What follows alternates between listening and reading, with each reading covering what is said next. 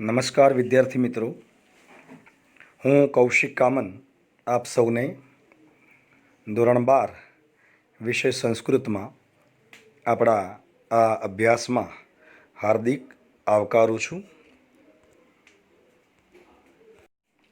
વિદ્યાર્થી મિત્રો, તો આપણે આજે આ ધોરણ 12 વિષય સંસ્કૃતમાં જે પદ્ય વિભાગ છે એનું ત્રીજું પદ્ય સંતિ મેં ગુરુવો રાજન એના ભાગ 1માં આપણે એ જે પદ્ય છે સંતિ મેં ગુરુવો રાજન એને આપણે સમજવાનો પ્રયત્ન કરીએ. સૌથી પ્રથમ આપણે એની પ્રસ્તાવના જોઈએ તો સંસ્કૃત સાહિત્યમાં મહર્ષિ વ્યાસની રચના મનાતા 18 પુરાણોનું મહત્વપૂર્ણ સ્થાન છે. આ 18 પુરાણોમાં સૌથી વધારે પ્રસિદ્ધ શ્રીમદ ભાગવત પુરાણ છે. એવું કહેવાય છે કે જે યોદ્ધા હોય એની સમરાંગણમાં એટલે કે યુદ્ધના મેદાનમાં પરીક્ષા થાય છે. જે ગૃહિણી હોય એની પોતાના પરિવારમાં પોતાના કુટુંબના ગુજરાન વખતે આપત્તિકાળ જ્યારે આવે, મુશ્કેલી આવે ત્યારે એ કુટુંબના આપત્તિકાળમાં ગૃહિણીની પરીક્ષા થતી હોય છે. અને જે વિદ્વાન વ્યક્તિ હોય છે, જે તજજ્ઞ હોય, બુદ્ધિશાળી મનુષ્ય હોય એની શ્રીમદ ભાગવત પુરાણમાં એમ કે પરીક્ષા થતી હોય છે. એવું શ્રેષ્ઠ એ પુરાણ અથવા પ્રસિદ્ધ પુરાણ એટલે શ્રીમદ ભાગવત પુરાણ. 18,000 શ્લોકો ધરાવતા આ પુરાણમાં 12 સ્કંદ છે. પ્રત્યેક સ્કંદની અંદર જુદી જુદી સંખ્યામાં અધ્યાયો આવેલા છે. અધ્યાયોની અંદર ઓછી વધતી સંખ્યામાં પદ્યો એટલે કે શ્લોકો છે. અને આ પદ્યો એ જુદા જુદા છંદોમાં એ રચાયેલા છે. વિદ્યાર્થી મિત્રો, ભાગવતના 11મા સ્કંદમાં અધ્યાય 7 થી 12 સુધી અવધૂતોપાખ્યાન આવે છે. આ અવધૂતોપાખ્યાન જે છે એને અવધૂત ગીતા પણ કહે છે. દત્તાત્રેયકૃત અવધૂત ગીતા પણ કહેવામાં આવે છે. કે છે કે એકવાર રાજા યદુએ એક અવધૂતને જોયા. આ અવધૂત એટલે ગુરુ દત્તાત્રેય. તેઓ યુવા હતા એટલે કે યુવાન હતા, મોટા વિદ્વાન હતા, છતાં બાળકની જેમ સહજ રીતે વિચરી રહ્યા હતા. એકદમ નિખાલસતાથી એ હરી ફરી રહ્યા હતા, વિચરી રહ્યા હતા. આ જોઈને જે રાજા યદુ છે એમને બહુ કુતૂહલ થયું, આશ્ચર્ય થયું.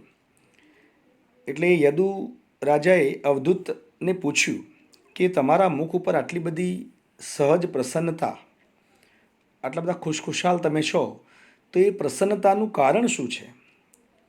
તમારા ચહેરા ઉપર, મુખ ઉપર આટલી બધી સહજ પ્રસન્નતા શા કારણે છે? ત્યારે અવધૂતે ખૂબ સુંદર જવાબ આપ્યો કે 24 ગુરુઓ છે મારા, અને એ 24 ગુરુઓ પાસેથી મને જે જ્ઞાન પ્રાપ્ત થયું છે એના કારણે હું સદા સર્વદા પ્રસન્ન રહું છું. અર્થાત મારા જે 24 ગુરુઓ છે એ 24 ગુરુઓ પાસેથી મને જે જ્ઞાન મળ્યું છે એના કારણે જ હું આટલો પ્રસન્ન છું. મેં અહીં ચિત્રમાં જે 24 ગુરુઓ એ અવધૂતે પોતાના માન્યા છે એમનું ચિત્ર મેં પ્રસ્તુત કર્યું છે. તો કહે છે કે એના કારણે હું પ્રસન્ન રહું છું. અને એ પછી અવધૂતે રાજા યદુને પોતાના 24 જે ગુરુઓ છે એમની પાસેથી જે એમને જ્ઞાન પ્રાપ્ત થયું છે, જે ઉપદેશ એ ગુરુઓ પાસેથી એમને મળ્યો છે, એ ઉપદેશ એ રાજા યદુને અવધૂત સંભળાવે છે. અને આ ઉપદેશાત્મક સંવાદને અવધૂત ગીતા તરીકે પણ ઓળખવામાં આવે છે. પ્રસ્તુત પાઠની અંદર એ જે 24 ગુરુઓ છે એ 24 ગુરુઓમાંથી પૃથ્વી એટલે કે પૃથ્વી, જલમ એટલે કે જળ, સૂર્ય એટલે સૂર્ય, સમુદ્ર, ભ્રમર અને મીન એટલે માછલું, એમ જે 6 ગુરુઓ છે એ 6 ગુરુઓ પાસેથી દત્તાત્રેયે જે જ્ઞાન પ્રાપ્ત કર્યું હતું તેને વર્ણવતા 6 પદ્યોનો સંગ્રહ છે. વિદ્યાર્થી મિત્રો, માત્ર જે આપણને ભણાવે, જે આપણને જ્ઞાન આપે, એ તો ગુરુ છે જ, એમાં તો કોઈ શંકાને સ્થાન નથી. પરંતુ જેની પાસેથી આપણને સારો રસ્તો મળ્યો હોય, સારું માર્ગદર્શન મળ્યું હોય, જેની પાસેથી આપણને જીવનમાં જીવવા લાયક અથવા જીવનમાં કંઈક અપનાવવા લાયક વાત મળી હોય, ઉપદેશ મળ્યો હોય કે કંઈ શીખ મળી હોય, પછી એ નાનું બાળક હોય, સ્ત્રી હોય, પુરુષ હોય કે કોઈ પણ હોય, એ આપણા માટે ગુરુ જ છે. કારણ કે જે આપણને સારી રીતે એ માર્ગદર્શિત કરે છે, આપણને સારી બાબત શીખવે છે, એ દરેક વ્યક્તિ એ આપણી ગુરુ બની જતી હોય છે. એટલે અહીંયા કહે છે કે પૃથ્વી, જળ, સૂર્ય, સમુદ્ર, ભ્રમર અને મીન એ 6 ગુરુઓ પાસેથી દત્તાત્રેય જે જ્ઞાન પ્રાપ્ત કર્યું હતું એને અહીંયા જે 6 શ્લોકો છે એની અંદર વર્ણવવામાં આવ્યું છે. એ ઉપરાંત પણ કહે છે કે પ્રથમ જે પદ્ય છે, પહેલો જે શ્લોક છે, એમાં ઉપક્રમ છે અને 8મા પદ્યની અંદર ઉપસંહાર છે. પહેલા શ્લોકની અંદર પ્રસ્તાવના છે, ઉપક્રમ એટલે પ્રસ્તાવના, અને છેલ્લો જે 8મો શ્લોક છે એની અંદર સમાપન છે એટલે કે ઉપસંહાર છે. આમ કુલ આ કાવ્યમાં 8 પદ્યો છે. ઉપક્રમના પદ્યમાં પોતાના અનેક ગુરુઓ હોવાનો અને ઉપસંહારના પદ્યમાં એક ગુરુ પાસેથી મળતું જ્ઞાન પૂરતું હોતું નથી, તેથી અનેક ગુરુઓ હોવા ઘટે તેવો નિર્દેશ છે. આ 6 ગુરુઓ પાસેથી અવધૂતને જે બોધ પ્રાપ્ત થયો છે તેનો આપણે હવે અભ્યાસ કરીએ. મેં તમને કહ્યું એમ કે પહેલો શ્લોક છે એ ઉપક્રમ છે. સંતિ મે ગુરવો રાજન બહવો બુદ્ધ્યુપાશ્રિતા યતો બુદ્ધિમુપાદાય મુક્તોટામિહ તાન શૃણુ. અહીંયા પોતે પ્રસ્તાવના કરતા કહે છે કે હે રાજન, આપણે એનો અન્વય પ્રમાણે અનુવાદ જોઈએ તો, હે રાજન, મેં એટલે મારી, બુદ્ધ્યુપાશ્રિતા બહવઃ, બહવઃ એટલે ઘણા બધા ગુરુઓનો, બુદ્ધિ એટલે બુદ્ધિથી, ઉપાશ્રિતા એટલે આશ્રય લીધો છે. રાજન એટલે હે રાજન સંબોધન છે. હે રાજન, યદુ રાજાને અહીંયા અવધૂત એ કહી રહ્યા છે કે હે રાજન, મેં મારી બુદ્ધિ એટલે બુદ્ધિથી, બુદ્ધિ વત્તા ઉપાશ્રિતા એટલે બુદ્ધિથી, બહવઃ ઉપાશ્રિતા એટલે ઘણા બધા ગુરુઓનો આશ્રય લીધો છે. ગુરવઃ સંતિ યત, અને તે ગુરુઓ પાસેથી કહે છે અહમ મેં, બુદ્ધિમુપાદાય એટલે કે છે કે જે બોધ, બુદ્ધિમુપાદાય એટલે જે બોધ ગ્રહણ કરીને કે છે કે અહમ ઇહ અટામી, હું અહીં મુક્ત ભાવે, મુક્ત ઇહ અટામી, અહીં મુક્ત ભાવે એટલે કે નિખાલસતાથી, કોઈ પણ પ્રકારના મોહ માયા વગર, મુક્ત મુક્ત ભાવે, અટામી અટ ધાતુ છે ભ્રમણ કરવું, કે છે કે અહીંયા હું ફરું છું અથવા તો ભ્રમણ કરું છું. તાન શૃણુ કે છે કે તો તમે સાંભળો. શું સાંભળો? કે છે કે હવે જેની પાસેથી મેં જે પ્રમાણે બોધ લીધો છે, તમે તે ગુરુનું નામ અને તેમની પાસેથી ગ્રહણ કરેલો બોધ સાંભળો. આમ જે અવધૂત છે એ યદુ રાજાને એ પોતે કહે છે કે મેં જે ગુરુઓ પાસેથી બોધ ગ્રહણ કરીને મારા જીવનમાં જે કંઈ હું પામ્યો છું એ ગુરુ વિશે તમે સાંભળો. અને પછી વાત કરે છે એ બીજા શ્લોકની અંદર પૃથ્વી ગુરુ કહે છે કે પૃથ્વી ગુરુ. વિદ્યાર્થી મિત્રો, તમે જાણો છો કે પૃથ્વીની અંદર કેટલી બધી સહન શક્તિ છે. તાપ, તડકો, વરસાદ, ઠંડી, ગમે તેવી ઋતુમાં પણ પૃથ્વી પોતાની દરેકે દરેક જવાબદારી એ વહન કરે છે.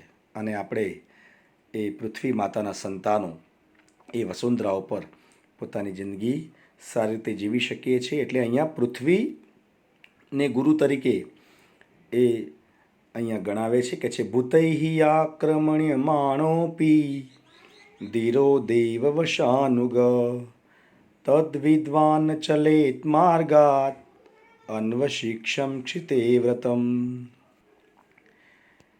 દૈવ વશાનુગૈ ભૂતૈ આક્રમ્યમાણ અપી ધીરઃ તત વિદ્વાન માર્ગાત ન ચલેત ઇતિ ક્ષિતે વ્રતમ અન્વશિક્ષમ. કે છે કે દેવ વશાનુગઈ ભૂતૈ, ભૂતૈ એટલે પ્રાણીઓ વડે, આક્રમ્યમાણ આક્રમણ કરવામાં આવતા, દેવ વશાનુગઈ એટલે અન્ય પ્રાણીઓ વડે આક્રમણ કરવામાં આવતા અપી કે છે કે તત વિદ્વાન માર્ગાત ન ચલેત ક્ષિતે વ્રતમ અન્વશિક્ષમ. સર્વ દુઃખો ને પોતાને દેવ વશાનુગઈ એટલે કે ભાગ્યને આધીન રહેલા જાણીને શું કહે છે કે અપી ધીરઃ એવા ધૈર્યશાળી પુરુષે, ધૈર્યવાન માણસે ન માર્ગાત ચલિત પોતાના માર્ગ પરથી ચલિત ન થવું. કેવું શીખવા મળ્યું છે કે છે કે ભૂતૈ આક્રમણ્યમાણ અપી પ્રાણીઓ વડે, અન્ય પ્રાણીઓ વડે આક્રમણ કરવામાં આવતા, તત્સર્વમ દૈવ વશાનુગઈ તે સર્વ દુઃખો ભાગ્યને આધીન રહેલા જાણીને ધીરઃ એટલે ધૈર્યશીલ પુરુષે ન માર્ગાત ચલિત પોતાના માર્ગથી ચલિત થવું જોઈએ નહીં. અને આવો જે ઉપદેશ છે ક્ષિતે વ્રતમ અન્વશિક્ષમ, ક્ષિતે પૃથ્વી પાસેથી, અન્વશિક્ષમ વ્રતમ આ ક્ષમાનો ગુણ હું શીખ્યો છું. હમણાં જ મેં તમને કહ્યું કે ગમે તેવી પરિસ્થિતિમાં પણ પૃથ્વી ક્યારેય પણ પોતાની જવાબદારીથી ચલિત થતી નથી. પૃથ્વીને સર્વસહા કહી છે. કેવી કહી છે? સર્વસહા. બધી જ પ્રકારની આપત્તિઓ, કષ્ટો, મુશ્કેલીઓને સહન કરનારી કહી છે. એટલે સહનશીલતાનો અથવા ક્ષમાનો ગુણ એ પૃથ્વીમાંથી હું શીખ્યો છું. ફરીથી આખો શ્લોક જોઈ લઈએ. અન્ય પ્રાણીઓ વડે આક્રમણ કરવામાં આવતા, તે સર્વ દુઃખો ભાગ્યને આધીન રહેલા જાણીને ધૈર્યશીલ પુરુષે પોતાના માર્ગ પરથી ચલિત ન થવું. પૃથ્વી પાસેથી આ ક્ષમાનો ગુણ, આ ક્ષમાનો બોધ હું શીખ્યો છું. ત્યાર પછી જલમ ગુરુ, જળ એ ગુરુ છે એમ એ અવધૂત જણાવે છે. કારણ કે આપણે સૌ જાણીએ છીએ કે જળ એ એવી વસ્તુ છે કે જેના વગર આપણે બિલકુલ ચાલી શકીએ નહીં. અને એની એ નિર્મળ હોય છે, સ્વચ્છ હોય છે, પ્રકૃતિથી જ મધુર હોય છે, મીઠું હોય છે. સંસ્કૃતમાં એક ઉક્તિ છે કે તીર્થોદકમ ચ વહનિશ્ચ કો વિજ્ઞાતુમ અર્હતિ. તીર્થ, જળ અને અગ્નિને કોણ એમ કે પવિત્ર કરી શકે? કારણ કે એ જન્મથી જ પવિત્ર છે. શું કહે છે? સ્વચ્છ પ્રકૃતિતિત સિગ્નો માધુર્યસ્તીર્થભૂર્ણૃણામ મુનિ પુનાતિ અપામ મિત્રમ ઈક્ષો સ્પર્શ કીર્તનૈ. અન્વય પ્રમાણે એનો અનુવાદ જોઈએ તો પ્રકૃતિતઃ સ્વચ્છ, પ્રકૃતિતિત એટલે સ્વભાવથી જ જળ કેવું હોય છે?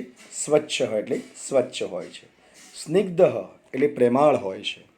માધુર્ય એટલે મધુર, અને તીર્થ એટલે તીર્થરૂપ હોવાથી નૃણામ મનુષ્યોને કે છે કે શું કરે છે? પવિત્ર કરનારું હોય છે. પુનાતિ એટલે પવિત્ર કરનારું હોય છે. સ્વભાવથી જ જળ સ્વચ્છ, પ્રેમાળ, મધુર અને તીર્થરૂપ હોવાથી નૃણામ એટલે કે મનુષ્યોને પુનાતિ એટલે કે પવિત્ર કરનારું છે. મુનિ અપી એટલે મુનિઓ પણ કે છે કે પ્રકૃતિતઃ નૈસર્ગિક રીતે જ સ્વચ્છ એટલે સ્વચ્છ, સ્નિગ્ધ એટલે બધાની પ્રિય, તેમજ કે છે કે માધુર્ય એટલે પોતાની મધુર વાણી વડે, પોતાની દ્રષ્ટિ અથવા તો મધુર વાણી વડે નૃણામ પુનાતિ લોકોને પવિત્ર કરે છે. અને આથી કહે છે ઈક્ષોસ્પર્શ કીર્તનૈ મુનિને મુનિ એટલે મુનિને કહે છે કે જલસ્ય મિત્ર એટલે જળનો મિત્ર કહે છે. આથી મુનિને જળનો મિત્ર કહે છે અથવા જળને પણ મુનિના મિત્ર કહેવામાં આવે છે. એટલે અહીંયા કહેવાનો મતલબ એવો છે કે જે જળ છે એ જળ પણ મારો ગુરુ છે, પાણી પણ મારું ગુરુ છે, કારણ કે એનો સ્વભાવ કેવો હોય છે? સ્વચ્છ, પ્રેમાળ, મધુર અને તીર્થરૂપ હોવાથી એ મનુષ્યોને, માનવ જાતને એ પવિત્ર કરે છે. આપણે ઘણીવાર કહીએ કે ભાઈ ગંગામાં ડૂબકી લગાવી આવો કે કોઈ પણ પવિત્ર નદીમાં એ ડૂબકી લગાવી આવો એટલે બધા પાપ તમારા ધોવાઈ જાય. એનો મતલબ એવો છે કે એ ગુરુ તરીકે આપણને આપણા પાપ ધોઈને આપણને પવિત્ર કરે છે. એટલે આપણા માટે પણ એ કેવું છે? આપણને ઉન્નત બનાવે છે. એટલે એ પણ આપણા ગુરુ છે. એટલે અવધૂત અહીંયા જળને ગુરુ તરીકે બતાવે છે. ત્યારબાદ ચોથો શ્લોક છે સૂર્ય ગુરુ. આપણે સૌ જાણીએ છીએ કે નિત્યક્રમ પ્રમાણે ઉગવું, આથમવું, તપવું આ બધા જ ગુણો અને ક્યાંય પણ પોતાના તેજમાં કોઈ વિક્ષેપ નહીં, આ બધા જે ગુણો છે પોષક તત્વ તરીકે પણ સૂર્ય એ આપણા બ્રહ્માંડની અંદર એ પ્રસિદ્ધ છે કે સૂર્ય એ સર્વ પોષક છે. એટલે અહીંયા સૂર્યને પણ અવધૂતે પોતાના ગુરુ કયા છે. ગુણૈ ગુણાનુપાદતે યથા કાલમ વિમુચ્યતિ ન તેષુ યુજ્યતે યોગી ગોભીર્ગાઈવ ગોપતિ. અહીંયા એનો અન્વય જોઈએ તો ગુણૈ કરૈ ગુણાન ઉપાદતે. ગુણૈ એટલે પોતાના કિરણોથી, કરૈ પોતાના સૂર્ય પોતાના કિરણોથી શું કરે છે? કે છે કે યથા કાલમ ગુણાન ઉપાદતે વિમુચ્યતિ. જેમ કે છે કે જળ વગેરે ગુણોને, જે પૃથ્વીના જળ વગેરે ગુણોને કે છે કે યથાકાલમ ઉપાદતે ગ્રહણ પણ કરે છે અને પછી યથાકાલમ વિમુચ્યતિ એટલે કે યોગ્ય સમયે ત્યજી પણ દે છે. એટલે કે ચોમાસું આવે ત્યારે એ ઉપર ગયેલું પાણી પાછું નીચે વરસાદ રૂપે વરસી જાય છે. પરંતુ કે છે તેષુ ગોભી ગોપતિ વા ગા ઇવ ન યુજ્યતે. પરંતુ તેમાં એ ક્યાંય જોડાતો નથી. યુજ્યતે ન એટલે કે જોડાતો નથી. એવી જ રીતે સાધુઓને પણ આ વાત લાગુ પડે છે કે તેમ જે સાધુઓ છે એમણે પણ ઇન્દ્રિયોથી, પોતાની ઇન્દ્રિયોથી ગુણાનુપાદતે વિષયોને ગ્રહણ કરવાના છે, પણ યથાકાલમ વિમુચ્યતિ સમય આવે તે જે આસક્તિ છે એને ત્યજી દેવાની છે. એટલે એમાં એમણે આસક્ત થવાનું નથી. એ જે ગુણો છે એ ગ્રહણ કરેલા ગુણો એ લોકો માટે, પરોપકાર માટે, સમાજની ઉન્નતિ માટે, લોક કલ્યાણ માટે એ જે ગ્રહણ કરેલું છે એ બધાને એમણે ત્યજી દેવાનું છે. એમાં એમણે આસક્તિ રાખવાની નથી. એટલે અહીંયા સૂર્યને ગુરુ બતાવીને એ અવધૂત સમજાવે છે કે જેમ સૂર્ય પોતાના કિરણોથી પૃથ્વીના જળ વગેરે ગુણોને ગ્રહણ કરે છે અને યોગ્ય સમયે ત્યજી દે છે, એટલે કે વરસાદ રૂપે વરસાવી દે છે, પરંતુ તેમાં ક્યાંય જોડાતો નથી, એમ સાધુએ પણ પોતાની ઇન્દ્રિયોથી જે વિષયો છે, જુદા જુદા જે ગુણો છે એને ગ્રહણ કરવાના છે, પણ સમય આવે તેને ત્યજી દેવાના છે. એમાં એને આસક્ત થવાનું નથી. તો આપણે અહીંયા 4 શ્લોકોનો અભ્યાસ કર્યો. ત્યાર પછીના 4 શ્લોકોનો વિદ્યાર્થી મિત્રો આપણે આવતા અભ્યાસમાં એ સમજવાનો પ્રયત્ન કરીશું. નમસ્કાર.